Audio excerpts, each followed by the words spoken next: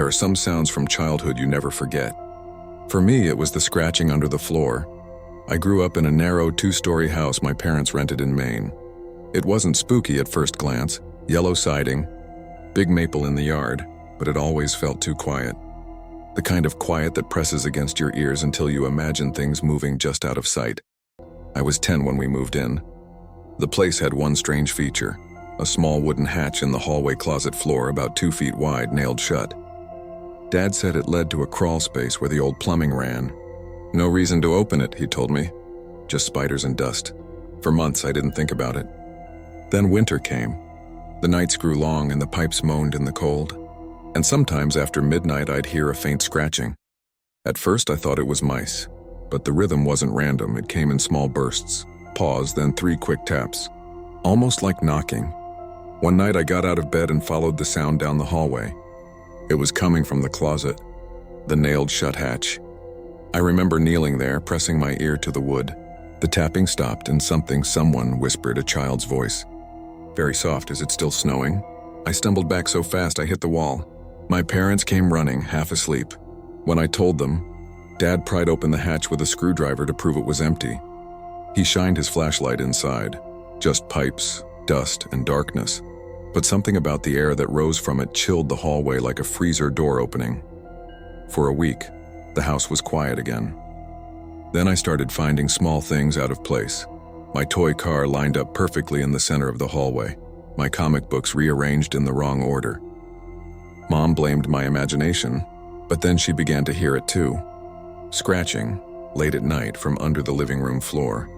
Dad said it was raccoons and sprinkled powder around the foundation to check for tracks. There were none. And yet every morning when I opened my eyes, there would be fresh dust along the closet threshold, like something had pushed from underneath. Spring thawed the yard, and with it came the smell. A damp, sweet rot that drifted up through the vents no matter how much we cleaned. One Saturday, Dad decided to crawl under the house to check for leaks. I watched him remove the nailed hatch and lower himself into the dark with a flashlight and a mask. 10 minutes passed. Then 15. Finally, he came back out, pale, covered in cobwebs. "Nothing down there," he said flatly. "Just old insulation." But he didn't meet my eyes. That night, I heard him talking quietly with Mom in the kitchen. Her voice trembled. "You saw it too, didn't you?" He told her to hush. After that, the hatch was sealed with screws and a heavy toolbox set on top. We moved out that summer. Dad said the landlord wanted the place back for renovations, but I always suspected he just couldn't stand the noises anymore. Years passed. We never talked about it. Dad passed away in 2016, and when I went back to help Mom pack, I found a small box in his workbench labeled crawl space. Inside were 3 items. A rusted toy truck, exactly like mine from childhood. A folded photograph of a little boy I didn't recognize. Standing in front of our old house dated 1974. A note, written in my father's careful block letters. "Don't answer when he knocks." Last fall, curiosity finally won. I drove back to that town. The house was still there. Fresh paint, new windows, a family's bikes in the yard. I didn't go in, just parked across the street and watched. Through the living room window, I saw a small shape move across the floor. A boy, maybe 8 years old, dragging a toy truck behind him. Then he stopped, turned toward the hallway, and crouched as if listening. 3 faint knocks echoed in the quiet evening air. He looked up, smiled at something I couldn't see, and whispered, "It's snowing." I grew up in a town so small it barely deserved a dot on the map. 4 streets, 1 church, and an elementary school that smelled of chalk and wet coats. Everyone knew everyone. The kind of place where nothing bad was supposed to happen. But there was one place we all avoided. The swing behind the school. It sat on the edge of the playground, half hidden behind the equipment shed. Just a single metal frame with 2 chains and 1 cracked rubber seat. The teachers never mentioned it, and it wasn't part of recess. No one ever saw anyone fix it. But somehow it was always there. When I was 8, I started staying after school while my mom worked late at the library. The janitor, Mr. Rowe, would sweep the halls while I colored in the empty classroom. He was quiet, kind, with a limp that made his keys jingle like wind chimes when he walked. One afternoon in late October, I wandered out back while waiting for Mom. The sky was the color of wet concrete and the wind smelled like rain. Leaves scraped along the pavement. That's when I heard it creak, creak, creak. The sound of a swing moving back and forth. Slow, steady, deliberate. When I rounded the corner of the shed, my stomach dropped. The old swing was moving on its own. No one in sight. Just that black seat cutting through the gray air, forward and back, forward and back. At first I told myself it was the wind, but the other swings, the newer ones in the main playground, hung perfectly still. I stepped closer. The metal frame groaned softly. I reached out, fingers trembling, and grabbed the chain. It stopped, and then, before I could breathe, it jerked in my hand. A hard, sudden tug, like someone on the other end had just pulled back. I screamed and stumbled away, scraping my knee on the gravel. Mr. Rowe came running from around the corner. What happened? I pointed at the swing, but by then it was perfectly still. He looked at it for a long moment, then knelt beside me. Don't play back here anymore, kiddo. Promise me. I nodded. He walked over and wrapped the chains around the top bar, looping them so the seat couldn't move. Best leave that one alone. I asked why. He hesitated. Some things should stay quiet, he said finally. Especially that. I tried to forget about it. But a week later it started again.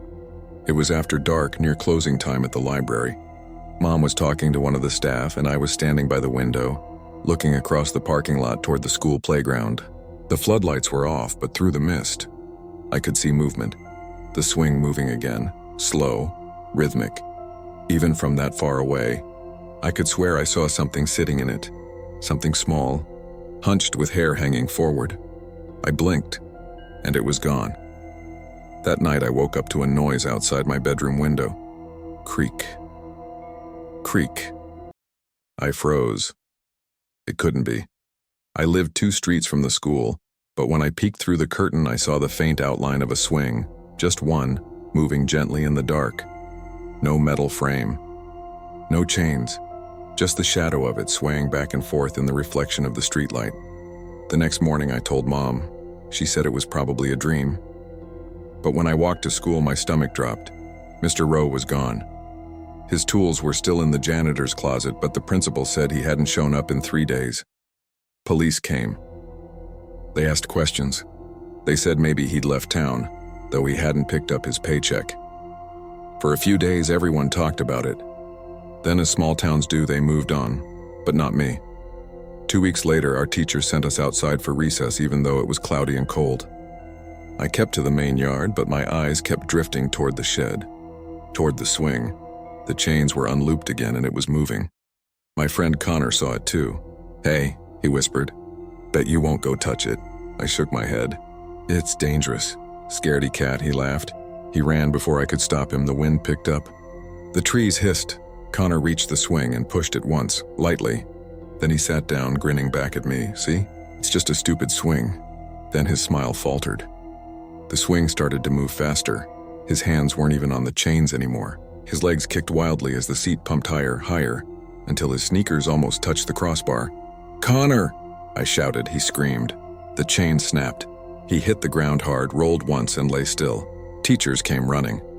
Kids screamed. The ambulance took him away. He survived mostly. But when he came back to school months later, he didn't talk anymore.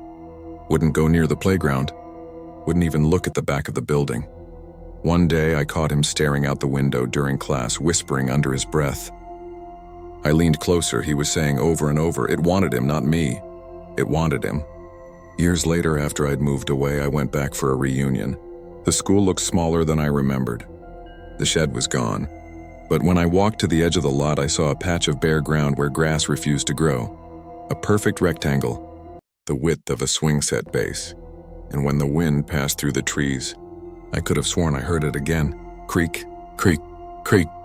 Every town has one field that feels wrong. Ours lay just past the old railway line, a sloping meadow that burned gold every August and turned black with frost in November.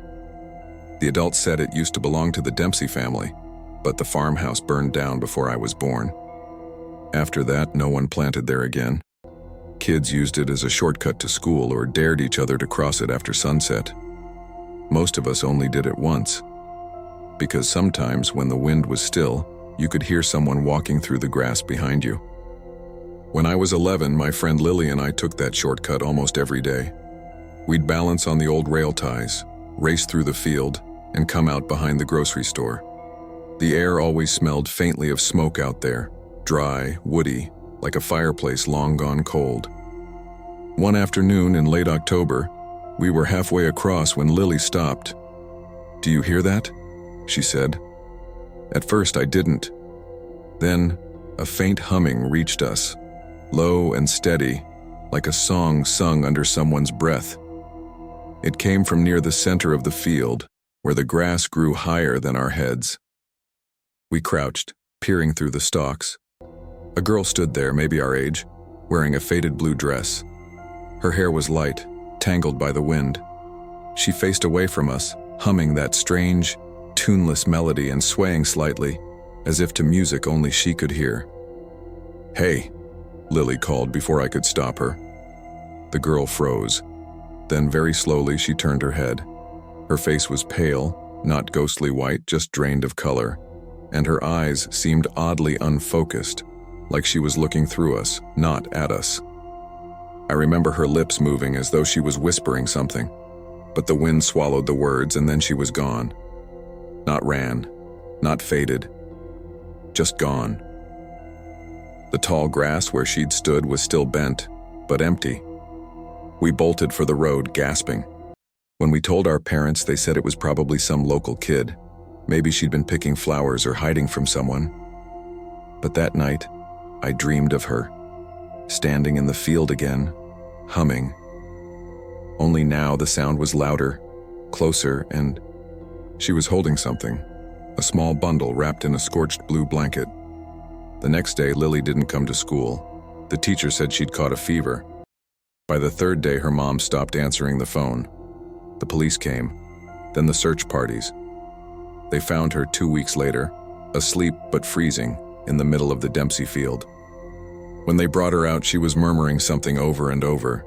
She wanted her name back. Lily didn't remember much afterward. The doctors said her body had gone into shock, but she had no injuries, no sign of exposure. She just wouldn't go near that part of town again. I tried to visit her once in the hospital. She turned her head toward me and whispered, "Don't listen when she sings." Then she started crying. That winter, the field flooded. The town decided to dig trenches to drain it and maybe build new homes there.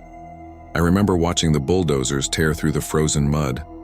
On the third day, one of them hit something solid, a wooden beam, half-charred. They stopped work and called the county. Turned out they'd unearthed part of the old farmhouse foundation. And in the corner of what had once been the cellar, they found the remains of a child, wrapped in the ashes of a blue quilt. No one claimed her.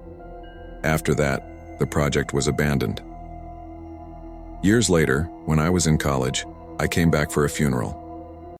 The field was still there, empty except for the rusted sign warning construction halted, unsafe ground.